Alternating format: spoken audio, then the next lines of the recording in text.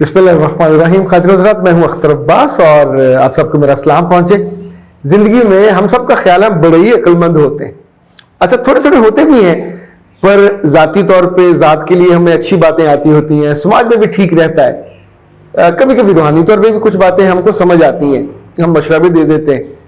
لیکن فزیکلی جب کوئی ہم بیمار ہوتے ہیں، پرابلم ہوتا ہے، تو وہاں جو لوگ سیلف میڈیکیشن کرنے کے عادی ہیں اور مفت مشورے دینے کے عادی ہیں، جتنا زندگی میں یہ تنگ ہوتے ہیں اور تنگ کرتے ہیں اتنا کوئی نہیں ہوتا.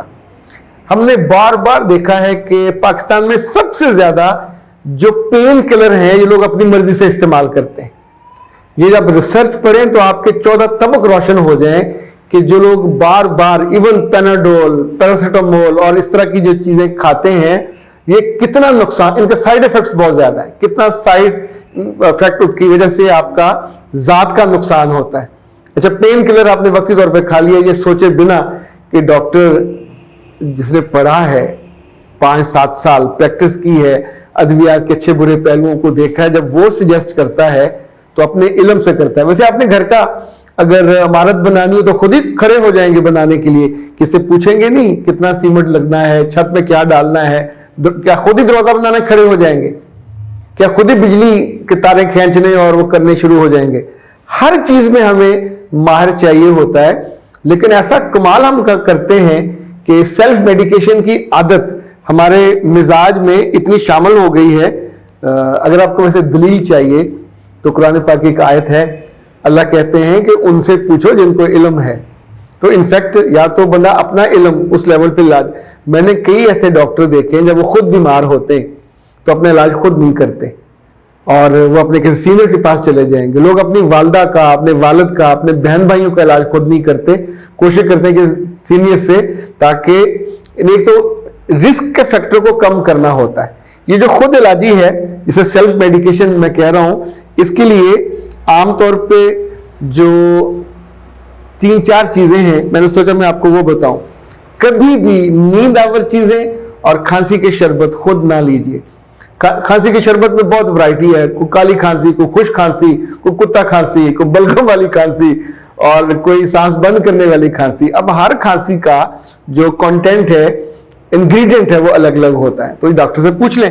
ویسے کتنے پیسے ڈاکٹر لے لے گا؟ کوئی تھوڑے لے بھی لے تو گلا ہے، آپ کی ذات ہے، یہ جب خراب ہوتی ہے تو پھر بہت بندہ تنگ ہوتا ہے. دوسرا جو پاکستان میں سب سے زیادہ مرض ہے وہ سیکس ایجوکیشن ہے نہیں ہے، اور سیکس میڈیکیشن میں چھپ چھپ کے جو نیٹ سے آیا اٹھا کے لے لیا، پھر اتنا نقصان ہوتا ہے. یعنی جو سیکس کے معاملے میں لوگ کشتے لیتے ہیں، اللہ معاف کرے، گردے تو بہت برباد ہو جاتے ہیں. جو اپنی کسی غلطی، کوتاہی یا بری عادت کی وجہ سے پرفارم نہیں کر پاتے تو وہ جا کے ویاگرا لے لیتے ہیں. ویاگرا سیکس کی میڈیسن نہیں ہے.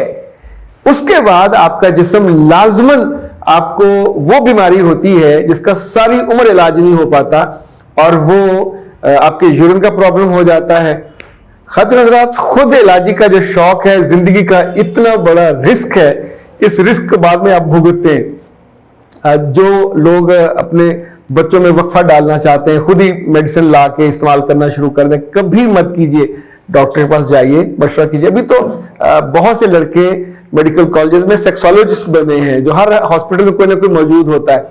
اسی طور پہ ان ایشوز کے جو ڈاکٹر ایکسپرٹس ہیں آپ ان سے بات کر لیجئے. اس میں کیا شرمانا، جب خود آپ پنگا لیتے ہیں اور خود چیز کو لینے کی کوشش کرتے ہیں تو پھر آپ کو دقت ہوتی ہے. اچھا، سر درد ہو، آدھے سر کا ہو، کبھی ٹوٹکا مت آزمائیے. یہ بہت سیویئر معاملہ ہے، بہت سیریس معاملہ ہے. یہ جو اس کی میڈیسن ہے وہ عام طور پہ ہجان بھی پیدا کرتی ہیں، پھر نقصان ہوتا ہے، اس سے بچیے. اور اپنے مالج کا اچار ڈالنا ہے. اگر آپ نے اس سے پوچھنا نہیں ہے، اتنے میڈیکل کالج ہیں پاکستان میں، پرائیویٹ، سرکاری، تو ان میں جو لوگ پڑھ رہے ہیں. اچھا، جب بھی آپ کے معدے میں پرابلم ہوتا ہے، ہم عام طور پہ کوئی وہیں سے پھکی نکالتے ہیں اور لوگوں کو السر ہوتے ہیں، پھر جو معدے کی خود علاجی کرتے ہیں. معدہ کس وجہ سے ہوا؟ کھانا زیادہ آپ نے کھا لیا، کوئی کھانا آپ کو لڑ گیا. ڈاکٹر کے پاس جاؤ گے تو کئی ساری کمپلیکیشن سے بچ جاؤ گے. تو اس معاملے میں ذرا وہ نہ کیا کریں. پنجابی میں کہتے ہیں کال، وہ نہ کیا کریں. فون اٹھائیں، اگر فون آن لائن بھی ڈاکٹر مل جاتے ہیں. ایک جو بہت زیادہ بچیاں بھگتتی ہیں وہ ہے رنگ گورا کرنے والی کریمیں.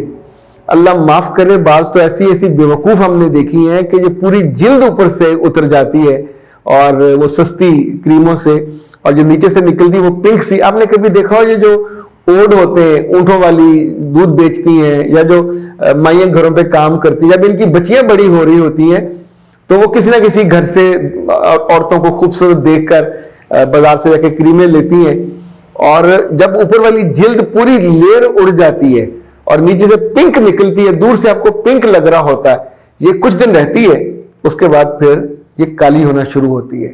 اور ظاہر ہے جو اللہ نے لیئر بنائی ہے اس کی حفاظت کے لیے وہ تو ختم ہو گئی.